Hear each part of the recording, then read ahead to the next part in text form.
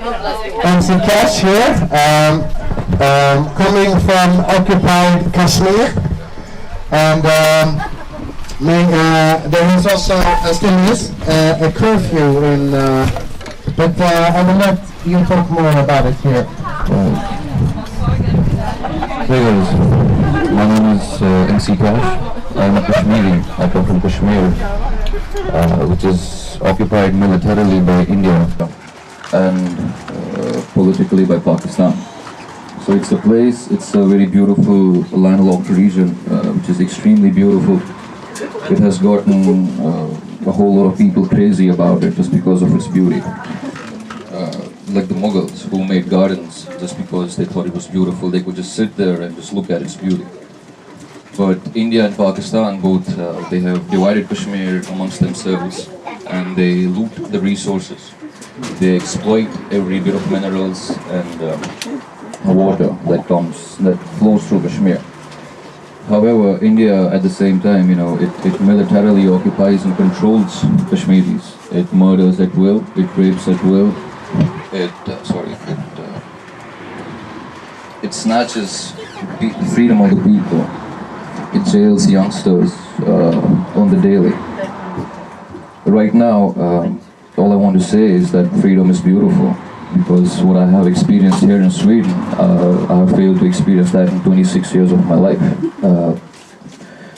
Right now, Kashmir is not under curfew. Its voices are being oppressed. People, they are not even allowed to come out of their homes.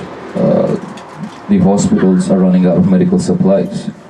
So when people come out to protest, they are shot at with live bullets, from AK-47s and from shotgun pellets. The amount of this is so much that there are 150 people, more than 200 people have become blind. They have been shot in their eyes. There have been pellets that have been lodged in the hearts of kids. Small holes that have made their way into the hearts of little kids as young as 5-year-olds. You can just Google it. I'm coming from that place. I spent like 30 days there, and this whole this occupation, it's 60 years old. Just currently, more than 70 people have been shot dead. More than 200 have been blinded, like I said, and there is no difference. I mean, they don't, it doesn't matter to them whether shooting at men or women or children. Whatever comes in front of them, they just shoot. They have killed women in different parts of Kashmir.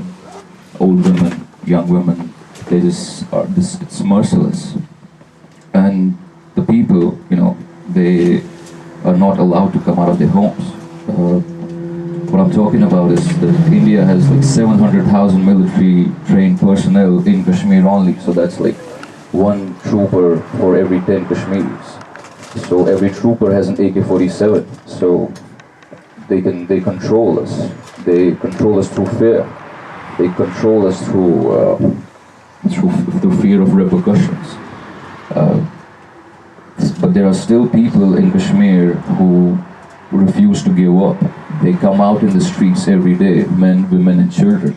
We protest peacefully. We come out and protest marches with candles, with our voices. We sing songs, and then we are shot at. Yeah, that's what's been happening ever since I was born. So yeah, freedom is beautiful, but it's important that we realize that we are human beings, right? And we can relate to each other's pain and sufferings, because nobody else will. If there's a God, I mean, He hasn't heard the prayers of Kashmiris till yet. So I as a Kashmiri have come this far to reach out to people, to human beings, and to narrate the stories and the pain of my people, so that someday, when you hear Kashmir, you could say what you heard from me, that Kashmir is militarily occupied by India, and that it deserves freedom in a time when freedom, is so hard to find in a world. So Lastly, I guess before I would like to say something about my music.